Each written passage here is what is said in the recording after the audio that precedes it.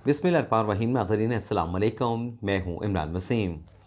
नाज़रीन, इस प्रोग्राम में दो बड़ी अहम ख़बरें जिनका ताल्लुक़ साबिक़ वज़ीर आज़म इमरान ख़ान साहब से है, दोनों ख़बरों की जो हेडलाइंस हैं, जो टाइटल्स हैं, वो थंबनेल पे आप नाज़रीन पढ़ चुके हैं। इन दोनों ख़बरों की तफ़सीलात इस प्रोग्राम में आप नाज़रीन के साथ हम शेयर करेंगे। लेकिन इससे पहले हमारे आज के वीलॉग की जो दीगर अहम ख़बरें हैं, उनकी तफ़सीलात आप नाज़रीन की खिदमत में पेश करेंगे। एक तो नाज़रीन, जो पाकिस्तान तहरीक-ए-इंसाफ़ ये चाह रही है कि इस्लामाबाद इंतज़ामिया की जानिब से उन्हें इस्लामाबाद में जलसा उबलीग धरना देने की इजाज़त दी जाए, इस हवाले से NOC जारी किया जाए। लेकिन इस्लामाबाद इंतज़ामिया ने पाकिस्तान तहरीक-ए-इंसाफ़ को ये NOC जारी करने से इनकार कर दिया और इस मामले पर फिर पाकिस्तान तहरीक-ए-इंसाफ़ के अहम रहनुमा रुकने कौमी असम्बली अली नवाज़ अवान की जानिब से इस्लामाबाद हाई कोर्ट से रजू किया गया, बाकायदा दरख्वास्त दायर की गई, जिस पर फर्दर डेवलपमेंट ये हुई है कि इस्लामाबाद हाई कोर्ट की जानिब से तहरीक-ए-इंसाफ़ की जानिब से दायर की गई इस दरख्वास्त को कल बुध के रोज़ समाअत के लिए मुकर्रर कर दिया गया है। जस्टिस आमिर फ़ारूक, जिन्हें जुडिशल कमीशन ने हाई कोर्ट का इस्लामाबाद हाई कोर्ट का चीफ जस्टिस बनाने की सिफारिश भी कर दी है,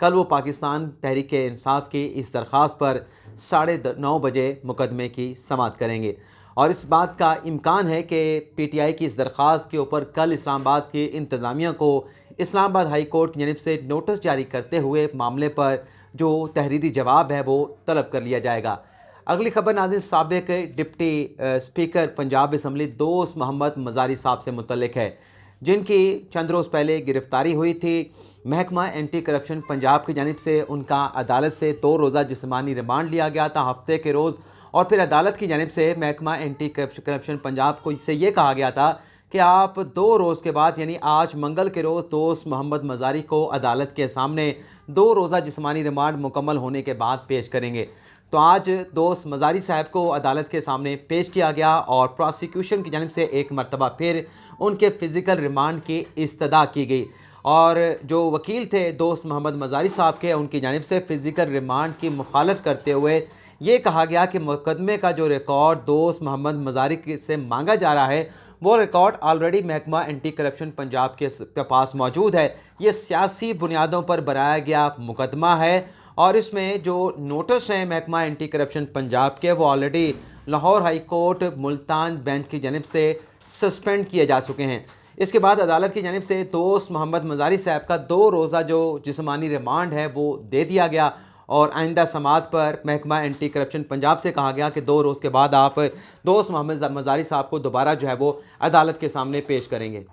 अगली खबर नाजरीन एक खुशखबरी से मुतल्लिक़ है और यह खुशखबरी पाकिस्तानियों के लिए नहीं बल्कि सिख यात्रियों के लिए है, सिख भाइयों के लिए है। पाकिस्तान के लिए भी 103 अरब डॉलर की एक बहुत बड़ी खुशखबरी है, लेकिन वो खबर अगली खबर में आपके साथ हम शेयर करेंगे। लेकिन सिख यात्रियों के लिए जो करतारपुरा राहदारी पे आते हैं, उन्हें पाकिस्तान की कायमा कमेटी, नेशनल असम्बली की जो कायमा कमेटी है बराए मजहबी अमूर, उनकी जानिब से एक खुशखबरी सुनाई गई है और खुशखबरी ये है कि जो $20 सिख यात्रियों से करतारपुरा राहदारी पर आने के लिए लिए जाते थे, उन्हें कम करने की सिफारिश कर दी है। यानी $20 को कम करके अब $10 जो है कायमा कमेटी बराए मजहबी अमूर की जानिब से कहा गया है कि सिख यात्रियों से जो करतारपुरा राहदारी का विज़िट के लिए आते हैं, उनसे 20 की बजाय जो है वो $10 जो है वो वसूल किया जाए। अलबत्ता सेक्रेटरी मजहबी अमूर जो आज कायमा कमेटी के इजलास में पेश हुए थे, उनकी जानिब से तो ये कहा गया था कि ये 20 के $20 जो हैं, यानी $20 की जो फ़ीस है, ये तमाम के तमाम ख़त्म कर दी जाए। लेकिन कायमा कमेटी के रुकन मुसम्मिक नवाज़ से उनका ताल्लुक़ खेलदास साहब, उनकी जानिब से कहा गया कि नहीं, आप $20 को कम करके 10 कर दें, लेकिन सारी की सारी जो फ़ीस है उसको ख़त्म ना किया जाए। अब अगली खबर, जैसा कि मैंने अभी कुछ देर पहले कहा कि पाकिस्तान के अवाम के लिए 103 अरब डॉलर की खुशखबरी से मुतल्लिक़ है, तो उसकी तफसीलात भी आप नाज़रीन की खिदमत में पेश किए देते हैं। नाज़रीन, सुप्रीम कोर्ट ऑफ पाकिस्तान में आज रेकोडेक मुआहदे से मुतल्लिक़ उस सदारती रेफरेंस की समाअत हुई जो सदर मुमलिकत आरिफ अलवी की जानिब से चंद हफ्ते पहले अदालत उज़्मा को भेजा गया था। चीफ जस्टिस उमरता बंदियाल की सरबराही में 5 रुकनी लाजर बेंच ने इस सदारती रेफरेंस पर समाअत करते हुए 3 नामवर वकला को इस केस में अदालती मुआवन मुकर्रर कर दिया है, जिसमें एक सलमान अकरम राजा साहब हैं, दूसरे फ़रोग नसीम साहब हैं اور تیسرے زاہد ابراہیم صاحب ہیں، اور مقدمے کی سماعت کو کل تک ملتوی کر دیا گیا۔ لیکن آج جب عدالتی کارروائی کا آغاز ہوا تو ایڈیشنل اٹارنی جنرل عامر رحمان کی جانب سے بتایا گیا کہ یہ 30 سالہ معاہدہ ہوگا ریکوڈیک کا، جس سے پاکستان کو $103 بلین کی آمدنی حاصل ہوگی ریکوڈیک کی معدنیات سے۔ لیکن اگر یہ معاہدہ نہ ہوا، کیونکہ ساتھ میں انہوں نے عدالت کے سامنے یہ معاملہ بھی رکھا کہ اگر یہ معاہدہ نہیں ہوتا تو پھر اس صورت میں پاکستان کو غیر ملکی جو کمپنیاں ہیں جنہوں نے پاکستان کے خلاف ہرجانے کا انٹرنیشنل کورٹ میں اور ثالثی عدالت میں جو کہ سرمایہ کاری سے متعلق ہے، وہاں پر $9 بلین کا جرمانہ پاکستان کو ادا کرنا پڑے گا۔ اور پاکستان کی جو معاشی صورتحال ہے تو پاکستان تو $9 بلین کہاں سے ادا کرے گا، یہ ایڈیشنل اٹارنی جنرل عامر رحمان نے بھی کہا، اور جسٹس اعجاز الاحسن کی جانب سے کچھ ایسے ہی ریمارکس دیے گئے تھے۔ عامر رحمان نے کہا کہ سپریم کورٹ نے اپنے 2011-12 کے فیصلے میں جو ریکوڈیک کا معاہدہ تھا، جو رولز امینڈ کر کے رولز کو جو ہے وہ نرم کر کے یہ معاہدہ دیا گیا تھا، اس کو غیر قانونی قرار دیا تھا، جس پر چیف جسٹس نے پوچھا کیا اب کی مرتبہ جو غیر ملکی کمپنی کو یہ کے ساتھ جو معاہدہ ہو رہا ہے، کیا رولز کو ایک مرتبہ پھر ریلیکس کیا جا رہا ہے؟ جس پر عامر رحمان نے کہا کہ قانون تبدیل کر دیا گیا ہے، اور قانون کی تبدیلی کے بعد اب صوبائی حکومت کے پاس، متعلقہ حکومت کے پاس یہ اختیار ہے کہ وہ رولز کو قانون کے تحت جو ہے وہ ریلیکس کر سکتے ہیں۔ اور پھر چیف جسٹس نے کہا کہ رولز میں اگر آپ نے رولز میں ریلیکسیشن کرنی ہے تو اس میں شفافیت ہونی چاہیے۔ اور پھر عامر رحمان نے کہا کہ ریکوڈیک کی معدنیات سے پاکستان کو 50% آمدنی حاصل ہوگی، یعنی 50% حصہ غیر ملکی کمپنی لے کے جائے گی اور 50% حصہ پاکستان کو ملے گا، اور قانون سے ہٹ کے کوئی معاہدہ جو ہے وہ غیر ملکی کمپنی سے نہیں کیا جائے گا۔ چیف جسٹس نے یہ ریمارکس دیے کہ صدارتی ریفرنس میں سیاسی و معاشی سوال کا جواب تو ہم نہیں دے سکتے، لیکن سپریم کورٹ قانونی سوال کا جواب صدارتی ریفرنس میں دے سکتی ہے۔ انصاف تک رسائی ہر شہری کا حق ہے، اس کو بھی ہم نظر انداز نہیں کر سکتے۔ سرمایہ کاری کے لیے 1970 کا قانون کیوں لاگو کرنا چاہتے ہیں؟ نیا قانون بنا لیں، یہ نہ ہو کہ آپ غیر ملکی کمپنی کے ساتھ معاہدہ کریں اور وہ معاہدہ قانون کی عدم موجودگی میں عدلیہ کی مرہون منت رہے، عدلیہ کے رحم و کرم پہ رہے۔ اور پھر چیف جسٹس کی جانب سے یہ بھی کہا گیا کہ معاہدے کے لیے کون سی پالیسی اور کون سا قانونی فریم ورک جو ہے بنایا گیا ہے، آئندہ سماعت پر اس حوالے سے بھی تفصیلات سے جو ہے وہ آگاہ کیا جائے۔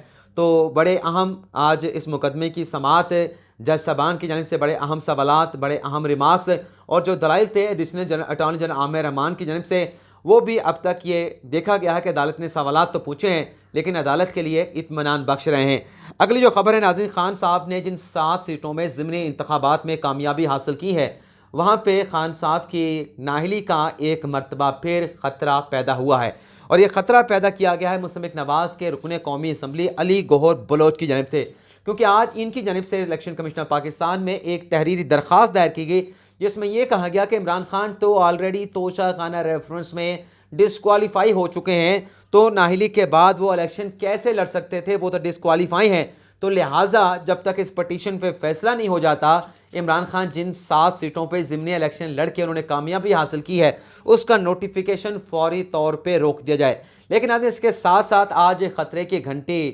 مستمک نواز کی نائب صدر مریم نواز صاحبہ کی جانب سے جو ہے وہ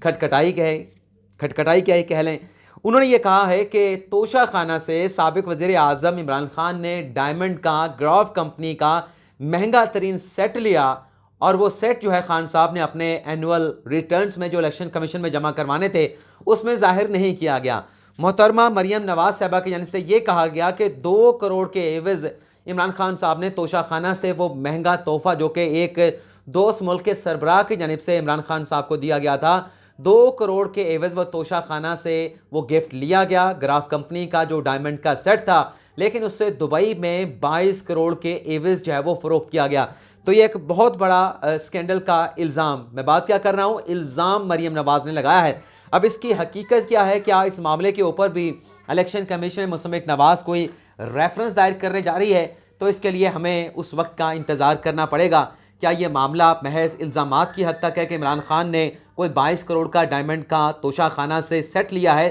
یا پھر اس معاملے کے اوپر متعلقہ فورم پہ کوئی ریفرنس جس طریقے سے پہلے اسپیکر نیشنل اسمبلی کی جانب سے بھیجا گیا تھا، کیا کوئی اور ریفرنس بھی بھیجا جاتا ہے؟ تو اس کے لیے وقت کا ہمیں انتظار کرنا پڑے گا۔ اگلی جو ناظرین خبر ہے جو آپ کے ساتھ ہم نے شیئر کرنی ہے وہ یہ ہے کہ سابق وزیر اعظم عمران خان کے خلاف جو سائفر معاملے کے اوپر 2 آڈیو لیکس ہوئیں، ایک آڈیو میں اعظم خان صاحب کو کچھ مشورے دے رہے ہیں کہ جو سائفر امریکہ سے آیا ہے اس پہ ایسے کر لیتے ہیں، اجلاس بلا لیتے ہیں، سیکرٹری خارجہ کو بلا لیتے ہیں، اس میں شاہ محمود قریشی صاحب بھی موجود ہوں گے، سیکرٹری خارجہ سے کہیں گے کہ سائفر کو پڑھ دیں تو ہم اس کو اپنے منٹس میں لے لیں گے اور منٹس کا جو انالیسز ہے وہ اپنی مرضی سے کریں گے۔ اور اس کے بعد ایک اور آڈیو لیک بھی سائفر سے متعلق آئی جس میں اسد عمر صاحب کہہ رہے ہیں کہ ہمیں یہ معاملہ جو ہے وہ 10 دن پہلے چھوڑ دینا چاہیے تھا، 10 دن پہلے اس کا ذکر کر دینا چاہیے تھا۔ اور پھر آڈیو لیک پارٹ 3 بھی آیا، اس میں ناظرین حکومت کی جانب سے معاملہ تحقیقات کے لیے FIA کو بھیجا گیا تھا، اور FIA کی جانب سے یعنی فیڈرل انویسٹیگیشن ایجنسی کی جانب سے اس معاملے پہ ایک انکوائری ٹیم، ایک تحقیقاتی ٹیم جو ہے وہ کانسٹیٹیوٹ کی گئی۔ اس ٹیم کی جانب سے پہلے شاہ محمود قریشی صاحب کو بلایا گیا، لیکن شاہ محمود قریشی صاحب بھی پیش نہیں ہوئے، چند دن پہلے ان کو بلایا گیا تھا۔ اور اس سے پہلے عمران خان صاحب کے سابق پرنسپل سیکرٹری جو پرپوزل دینے میں، مشورہ دینے میں بہت پیش تھے، انہیں بھی FIA کی جانب سے بلایا گیا، لیکن اعظم خان صاحب بیرون ملک ہونے کی وجہ سے انکوائری کمیٹی کے سامنے پیش نہیں ہوئے۔ اس کے بعد ناظرین جو اس وقت کے سیکرٹری خارجہ تھے سہیل محمود، انہیں FIA کی جانب سے بلا کے ان کا بیان ریکارڈ کیا گیا اور انہیں کچھ سوالوں پر مشتمل مبنی ایک سوال نامہ دیا گیا کہ بیان تو آپ نے ریکارڈ کروا دیا ہے، لیکن یہ سوال نامہ ہے، اس سوالوں کے جواب جو ہے آپ اتنی مدت کے اندر FIA کی انکوائری ٹیم کو جو ہے وہ جمع کروائیں گے۔ فردر اس کے بعد پھر شاہ محمود قریشی صاحب کو بلایا گیا تھا 2 روز پہلے، لیکن شاہ صاحب بھی پیش نہیں ہوئے۔ شاہ صاحب تو لانگ مارچ کے ساتھ عمران خان کے ساتھ جو ہے وہ کنٹینر پہ بیٹھے ہیں، کنٹینر کی اوپر والی جو اپنا جو چھت ہے وہاں پہ آپ کو نظر آتے ہیں، تو شاہ صاحب بھی پیش نہیں ہوئے۔ لیکن اب FIA کی جانب سے اس معاملے پہ سابق وزیر اعظم عمران خان صاحب کو نوٹس جاری کر دیا گیا ہے، یعنی باقاعدہ طلبی کا نوٹس، خان صاحب آئیں، FIA کی انکوائری ٹیم کے سامنے پیش ہوں، ان کے جو سوالات ہیں کہ یہ سائفر کا معاملہ کیا ہے، اس کو سازش کا رنگ کیسے دیا گیا، اسے امریکی سازش یا بیانیہ کیسے بنایا گیا، تو خان صاحب کو FIA کی انکوائری ٹیم کی جانب سے جو نوٹس کیا گیا ہے وہ کل کے لیے کیا گیا ہے، اور کل 12 بجے FIA نے عمران خان صاحب کو بلایا ہے۔ تو خان صاحب کل کیا پیش ہوں گے، سوال ہی پیدا نہیں ہوتا۔ خان صاحب تو FIA جو لانگ مارچ ہے پاکستان تحریک انصاف کا جو لبرٹی چوک سے نکلا ہے اور غالباً آج گجرانوالہ تک پہنچا ہے، تو خان صاحب گجرانوالہ سے تو واپس لاہور لوٹ جاتے ہیں، تو FIA کا ہیڈ کوارٹر تو اسلام آباد میں ہے، تو خان صاحب لانگ مارچ لے کے اسلام آباد کی جانب آئیں گے یا پھر FIA نے جس طلبی پر جس نوٹس پہ بلایا اس کے سامنے پیش ہوں گے؟ تو جواب آپ کو پتہ ہے کہ خان صاحب لانگ مارچ کو لیڈ کریں گے۔ آپ سے اجازت چاہتے ہیں، اللہ تعالی ہم سب کا حامی ناصر ہو، اپنی ڈھیر ساری دعاؤں میں یاد رکھیے گا۔ اللہ حافظ۔